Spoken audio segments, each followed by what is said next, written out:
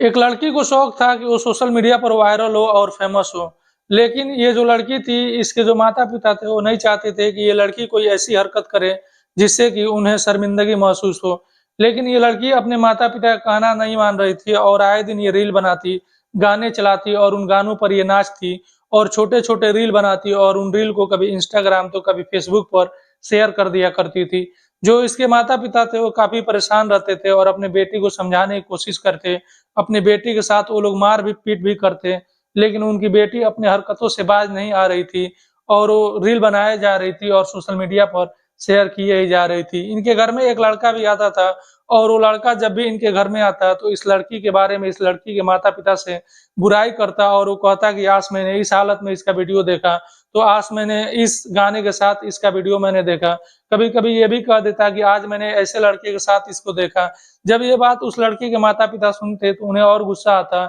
और इस लड़की के साथ काफ़ी मार-पीट करते। ये जो लड़का इनके घर में आता था, मौका मिलते ही वो भी अपना हाथ साफ करता और इस लड़की के साथ वो भी मार-पीट करता और लेकिन ये जो लड़की थी, ये अपने हरकतों से बाज नहीं आती और ये ज़िंदगी अपने हिसाब से जीना चाहती थी, आज़ाद ख़्याल की थी और वो चाहती थी कि वो आज़ादी से ही ज़िंदगी जिए और उसकी ज़िंदगी में कोई भी रोक-टोक ना हो और वो अपने हिसाब से जिए। इस चीज़ से वो काफ़ी नाराज़ थी, जो उसके माता-पिता इसके साथ मार-पीट करते थे, डाँट-टपट करते थे, तो इस चीज़ से वो छुटकारा पाना चाहती थी और फिर ये एक रोज़ एक बेहद ही खौफ़नाक और दर्दनाक कदम उठा लेती है। ये कदम इतना खौफ़नाक और दर्दनाक था कि जो आस-पड़ोस के लोग थे, वो लोग सोचने पर मजबूर हो गए थे कि आखिर एक बेटी अपने माँ के साथ ऐसा कैसे कर सकती है, जिस माँ ने उसको खाना खाना सिखाया हो, जिस माँ ने उसको अपने हाथों से खाना खिलाया हो और एक बेटी अपने बाप के साथ ऐसा कैसे कर सकती है जिस बाप ने अपनी बेटी की अंगुलियों को पकड़कर चलना सिखाया हो। दोस्तों, अगर ये आप कहानी अंत तक सुनेंगे तो आपके भी पैरों के तले से ज़मीन खिसक जाएगी और आप भी सोचने और समझने पर मजबूर हो जाएँगे कि आखिर एक बेटी अपने ही माता-पिता के साथ ऐसा कैसे कर सकती है। नमस्कार, सलाम, सत श्री अकाल, मैं हूँ मुस्तफ़ा और आपका स्वागत है मेरे चैनल पर। आज जो मैं कहानी सुनाने जा रहा हूँ, ये कहानी उत्तर प्रदेश के बुलंदशहर जिले से है। बुलंदशहर जिले में एक जगह पड़ता है शिकारपुर और इसी शिकारपुर में एक मोहल्ला है लालबाग। इसी लालबाग मोहल्ले में एक परिवार रहता है और इस परिवार के जो मुखिया हैं उनका नाम मोहम्मद शब्बीर है। जो मोहम्मद शब्बीर हैं, ये इनकी उम्र तकरीबन 45 साल है और ये ठेला चलाते हैं और ठेले पर कभी सब्जियाँ तो कभी फल बेचा करते हैं और उन्हीं से इनके परिवार का भरण-पोषण होता है और खर्चा चलता है। इनके घर में तकरीबन 4-5 भैंसे भी हैं और उनका जो दूध निकलता है, वो दूध भी बेचते हैं और उनसे जो पैसे आते हैं, उन पैसों से भी इनके परिवार का खर्चा चल रहा होता है। इनकी ज़िंदगी बड़ी आराम से गुज़र रही थी और इनके अलावा इनके परिवार में इनकी पत्नी है और पत्नी का नाम रेहाना है और रेहाना की उम्र तकरीबन 41 साल है। इन दोनों के अलावा परिवार में इनके 5 बच्चे हैं, जिनमें 4 बेटियाँ हैं और 1 बेटा है। इनकी ज़िंदगी बड़ी ही खुशहाल बीत रही थी, घर में कोई दिक्कत नहीं था और जो ये पति-पत्नी हैं, जो मोहम्मद शब्बीर है और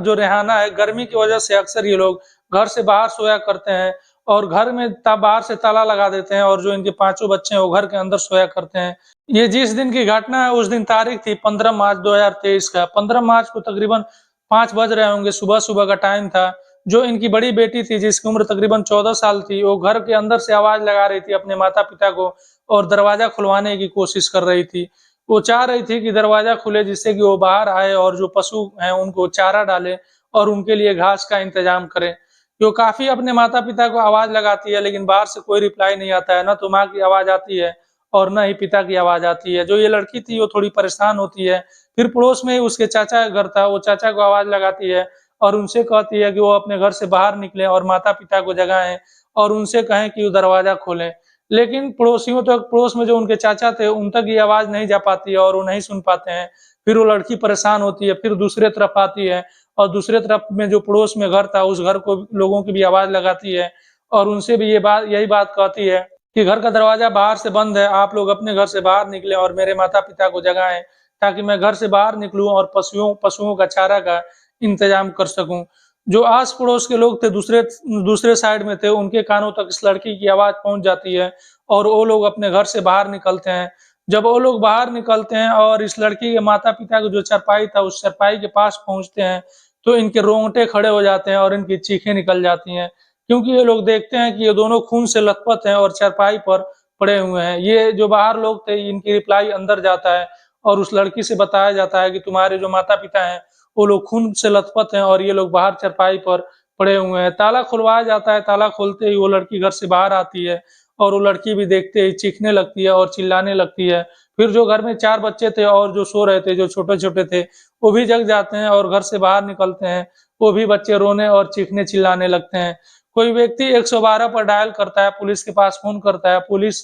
उस जगह पर पहुँचती है। पुलिस इनके नब्ज़ों को टटोलने की कोशिश करती है, तो पता चलता है कि जो महिला है रेहाना, उसकी तो मौत हो चुकी है, लेकिन जो मोहम्मद शब्बीर है, उनकी अभी साँसें चल रही हैं। आनन-फानन में उसको एम्बुलेंस में बैठाया जाता है शब्बीर को और हॉस्पिटल लेके जाया जाता है। लेकिन बदकिस्मती से हॉस्पिटल जाते ही उनका भी दम टूट जाता है और उनकी भी साँसें थम जाती हैं और उनकी भी मौत हो जाती है। मानो इन 5 बच्चों के ऊपर दुखों का पहाड़ टूट चुका था। ये अभी बच्चे छोटे-छोटे थे और इनको सँभालने वाला अब कोई नहीं बचा था। ये बच्चे रोए जा रहे थे और चिल्लाए जा रहे थे और इन्हें सँभालने वाला कोई नहीं था। इनके माता-पिता का सर से साया उठ चुका था। अब पुलिस इनके डेड बॉडी को पोस्टमार्टम के लिए भेज देती है और पोस्टमार्टम रिपोर्ट आने का इंतज़ार करती है और तफ्तीश भी पुलिस करती रहती है। सबसे पहले तो जो आस-पड़ोस के लोग थे और जो 5 बच्चे थे, उनसे पूछताछ होता है। आस-पड़ोस के लोग बताते हैं कि इसके बारे में उन्हें कोई जानकारी नहीं है। वो लोग अपने घर में सो रहे थे और उनकी बड़ी बेटी घर में से आवाज़ लगा रही थी। जब हमने सुना तो घर के बाहर आया तो देखा तो इनकी मौत हो चुकी है।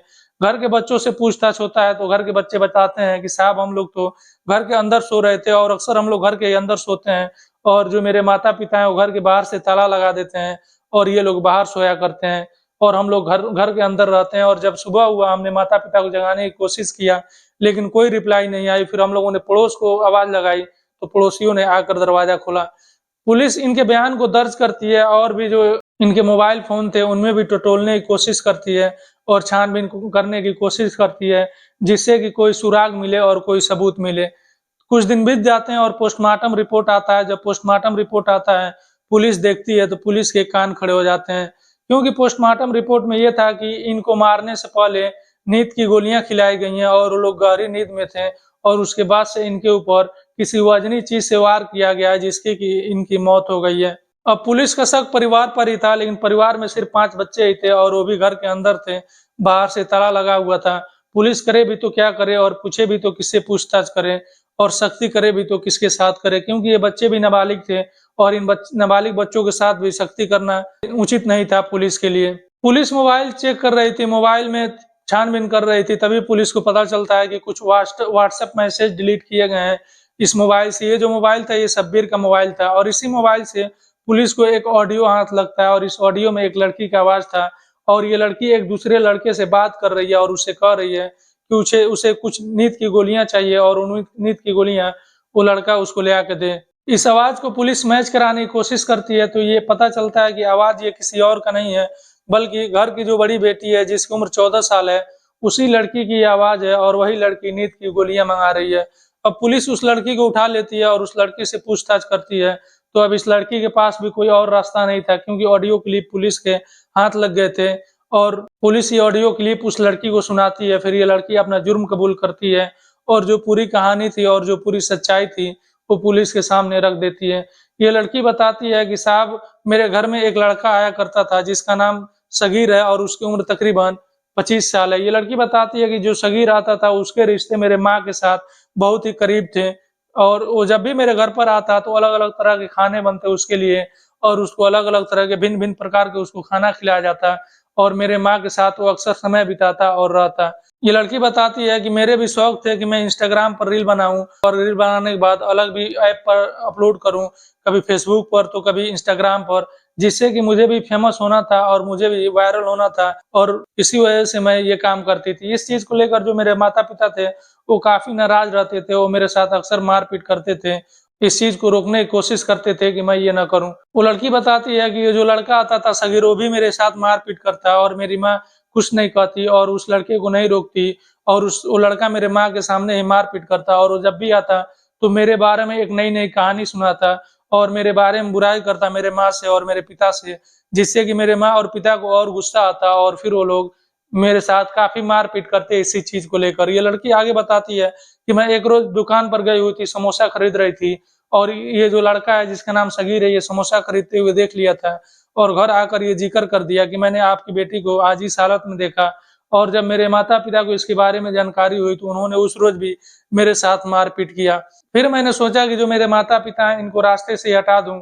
फिर मैं सोच रही थी कि आखिर इनको रास्ते से कैसे हटाया जाए। फिर मैं एक लड़के से दोस्ती की और उस लड़के से मैंने कुछ नींद की गोलियाँ मँगाई और जब वो नींद की गोलियाँ लाया कर दिया, तो मैं दूध में मिलाकर अपने माता-पिता को दे दी और मेरे माता-पिता पी लिए और सो गए। मैं अपने माता-पिता पर ये पहला ट्रायल कर रही थी कि ये गोलियाँ खाने और पीने के बाद क्या ये लोग मेरी आवाज़ों को सुन पाते हैं? क्या ये लोग जाग पाते हैं? और उसके बाद से मैं अपने माता-पिता को काफ़ी आवाज़ लगाई लेकिन मेरे माता-पिता के ऊपर कोई भी असर नहीं हुआ, वो लोग गहरी नींद में जा चुके थे। ये लड़की बताती है कि ये मेरा ट्रायल था और मेरे माता-पिता को इस रोज़ नहीं मारना था और ये दिन खत्म होता है और फिर कुछ दिन के बाद एक दूसरे लड़के से मेरी दोस्ती होती है और उस लड़के का नाम था बबलू उर्फ नईम। मैं नईम को फ़ोन करती हूँ अपने पिता के फ़ोन से और मैं नईम से कहती हूँ कि मुझे नींद की 20 गोलियाँ चाहिए। फिर नईम एक लड़के से नींद की 20 गोलियाँ भिजवाता है। मैं जो लड़का वो नींद लेकर आया था, उसको ₹5 देती हूँ और नईम को ₹500 देती हूँ, उस नींद की गोलियों के बदले।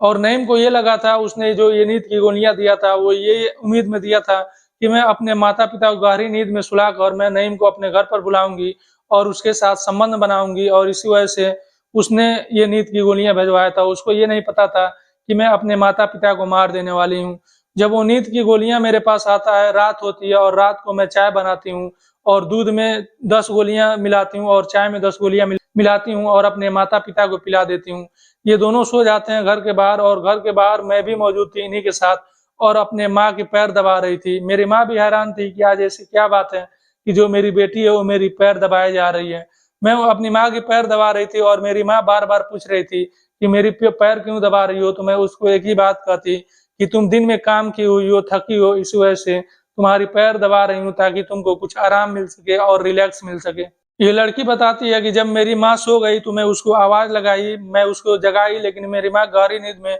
सो चुकी थी और वो गहरी नींद में जा चुकी थी। और फिर जो बगल में पिता सोए हुए थे उनको भी जगाती हूँ, उनको भी कोशिश करती हूँ उठाने की, उनको भी आवाज़ लगाती हूँ लेकिन मेरे पिता भी गहरी नींद में जा चुके थे और इनकी भी आवाज़ नहीं आती। ये दोनों घर के बाहर सोए हुए थे और जो मेरे 3 बहन और 1 भाई थे वो घर के अंदर थे। जब मुझे लगा कि ये लोग गहरी नींद में सो चुके हैं, तो मैं वहीं एक बगल में खंडहर है जहाँ पर कबाड़ रखा हुआ है, उस कबाड़ में से एक कुल्हाड़ी लाई और उस कुल्हाड़ी से मैं अपनी माँ के ऊपर सर पर काफ़ी वार किया और जब तक मारती रहेगी तब तक उनकी मौत नहीं हो गई। फिर ये लड़की बताती है कि मैं अपने पिता के ऊपर भी उसी कुल्हाड़ी से वार की और इनको भी जब तक मारी तब तक कि मुझे ये ना लग जाए कि ये लोग मर चुके हैं। फिर ये लड़की बताती है कि उस कुल्हाड़ी को मैं भूसे में ले जाकर छुपा देती हूँ और घर घर का जो ताला था वो बाहर से बंद करती हूँ, ताला लगाती हूँ और पड़ोस में जो मेरे चाचा का घर था उनके जंगले के सहारे और उनके घर के दीवार के सहारे मैं अपने छत पर चढ़ती हूँ और छत के रास्ते सीढ़ियों से होते हुए मैं अपने घर में पहुँच जाती हूँ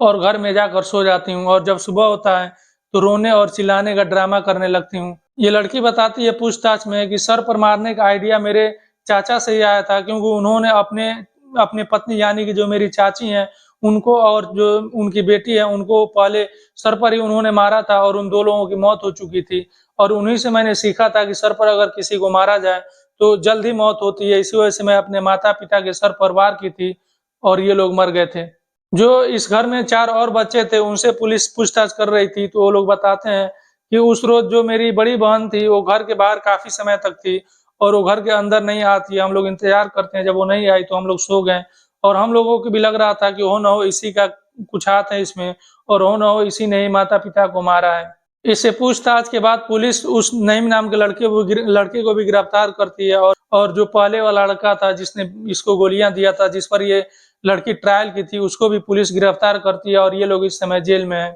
दोस्तों ये थी एक ऐसी कहानी जिसमें एक बेटी अपने ही माता-पिता की जान की प्यासी बन जाती है और जो इसके माता-पिता थे इसके गलत कामों की वजह से, बुरे कामों की वजह से रोक-टोक कर रहे थे, लेकिन इसे वो चीज़ इतना खलता है कि अपने ही माता-पिता को मौत के घाट उतार देती है। और ये जो लड़की थी ये मारने का सबक अपने पड़ोस में रहने वाले चचा से ली थी और उन्होंने ही जो अपने पत्नी और अपने बेटी को उन्होंने सर पर मारा था और उनकी मौके पर ही मौत हो गई थी, तो इसको लगा था कि मैं भी अपने माता और पिता के सर पर मारूँगी तो इनकी तुरंत मौत हो जाएगी और ज़्यादा समय नहीं लगेगा। दोस्तों बेशक जो बच्चे छोटे होते हैं उनके ऊपर जो आस-पड़ोस के लोग रहने वाले हैं उनका असर ज़रूर पड़ता है। जैसे इस कहानी से हमें ये भी सबक मिलता है, अपने बच्चों को अड़ोस-पड़ोस के ऐसे लोगों से ना मिलने दें जो बुरे लोग हैं और उन लोगों से अपने बच्चों की दूरियाँ बनाए रखें। दोस्तों ये थी आज की कहानी, आपको कैसी लगी आप कमेंट में अपनी राय दे सकते हैं और आपसे रिक्वेस्ट है कि मेरा वीडियो शेयर कीजिए और चैनल को सब्सक्राइब करना मत भूलिएगा।